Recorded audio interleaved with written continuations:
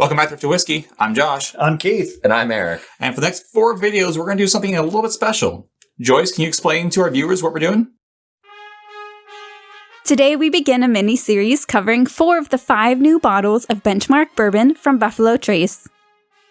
This new lineup of Benchmark bottles is currently in a testing phase and only available in select states. We purchased our bottles from Indiana. Depending on their performance, they may receive a wider release. All of the bottles use Buffalo Trace's #1 low rye mash bill. Today the guys will be reviewing Benchmark Small Batch. This bottle highlights the process of picking only select casks to be blended together for a release.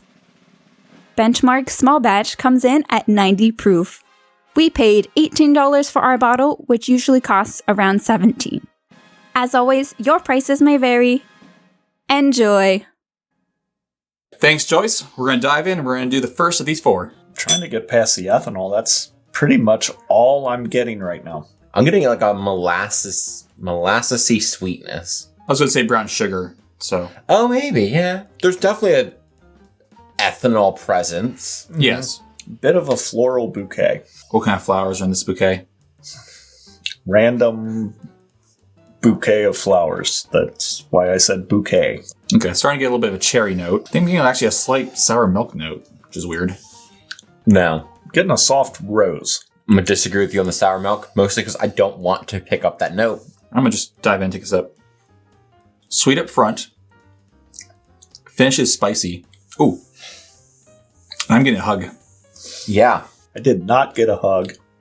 I did get the sweet to spicy. Almost like a flat Mountain Dew aftertaste. That is like spot on. I gotta think about this for a second. That is spot on. Flat Mountain Dew aftertaste. Yeah. And it's very mouth-watering on the sip, but it finishes very dry.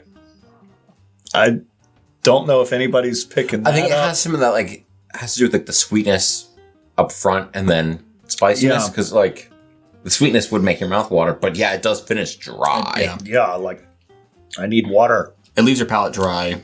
Definitely a little bit oak tannin. I'm not sure that I think oak tannins, but tannin-y. I think it's like a I'm not sure I tannin. think against oak. I'm just not necessarily picking up oak tannin. I'm starting to get more sweetness on the nose now, coming back to it. Maybe even a little bit of vanilla.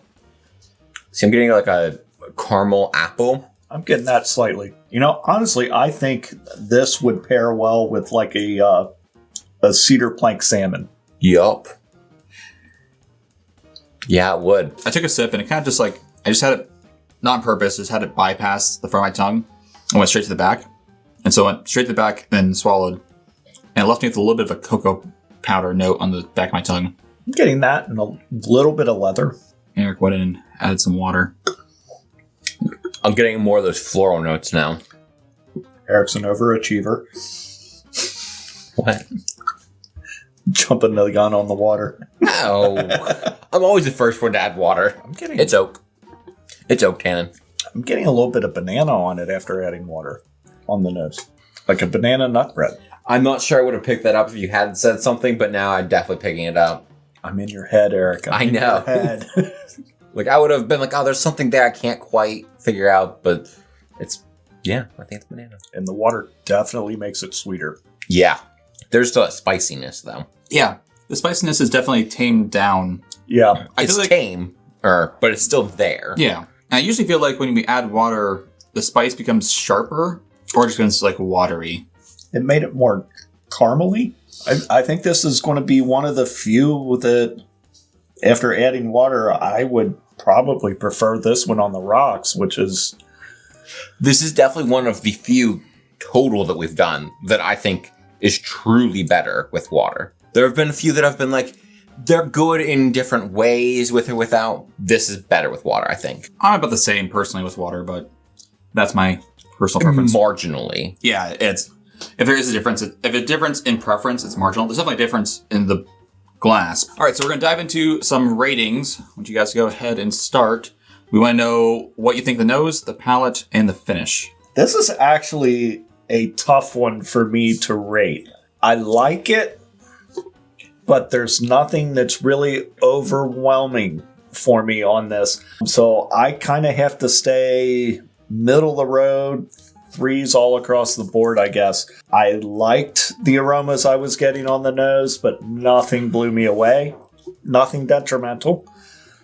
I liked the flavor notes I was getting. They paired nicely with what I was getting on the nose. Nothing exciting. Nothing that bored me. And the same with the finish.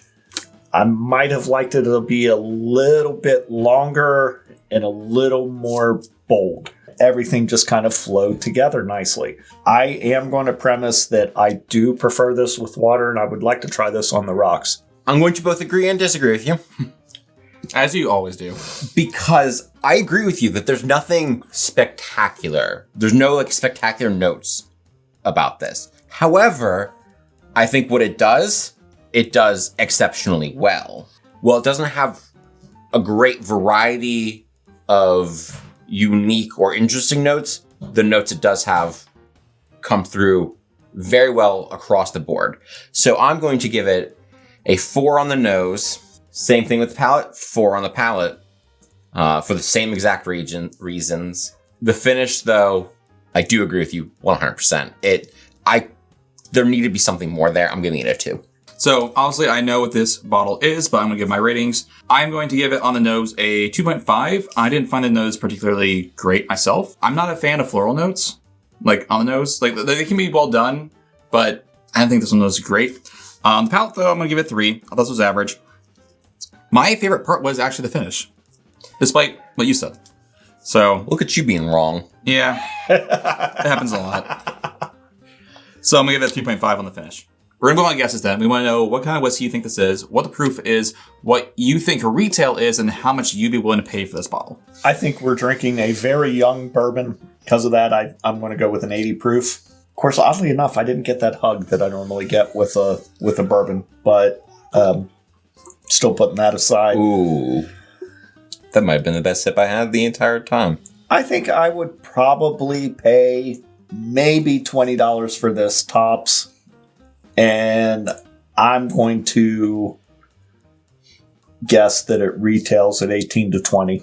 And now Eric has me intrigued to try a sip after it's rested for a while. I also think this is a bourbon. I think it's 84 proof. Truly, I do. Not just because that's my number, but I truly think it's 84 proof. I do think this retails probably 16 to 18.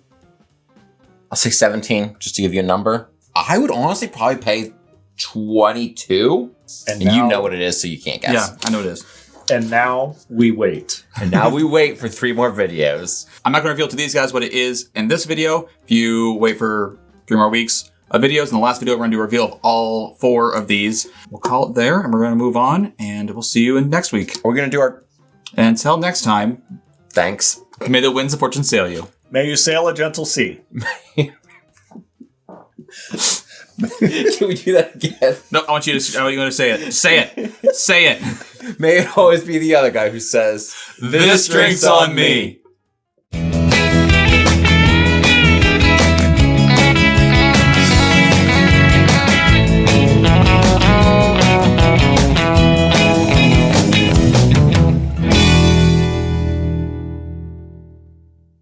You get repeats whenever you screw up the intro. I don't get repeats on my toast. I thought it was funny. It was funny. I actually think you're right leaving it that way.